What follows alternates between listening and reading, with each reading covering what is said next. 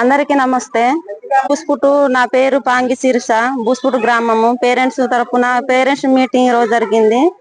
అలాగే మాకు ఇక్కడేమో ఉపాధ్యాయులు ఒకడే హెచ్ఎం సార్ ఉంటున్నాడు. ఇక్కడ పిల్లలు ఏమో 79 మంది ఉంటున్నారు. ప్రైమరీ స్కూల్ ఇక్కడ స్కూల్లో చాలా ఎక్కువ జనాలు ఉంటున్నారు. అలాగే మాస్టర్ ఏమో ఒకడే.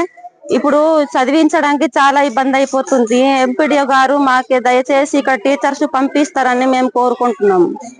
నమస్కారం అండి, నా పేరు రావెల సూరిబాబు. బూస్పుటు స్కూల్ తెలుగు మీడియంలో చైర్మన్ గా పనిచేస్తున్నాను.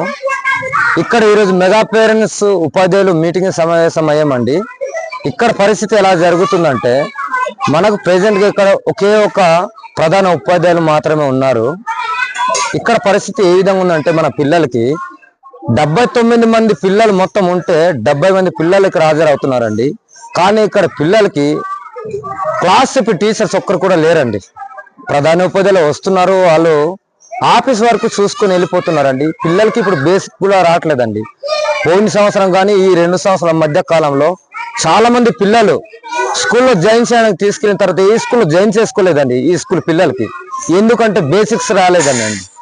దానికోసము పై అధికారులకు మేము తెలియజేస్తున్నది ఏమిటా, ప్రధాన ఉపాధ్యాయులు గారికి రోజు వస్తున్నారండి.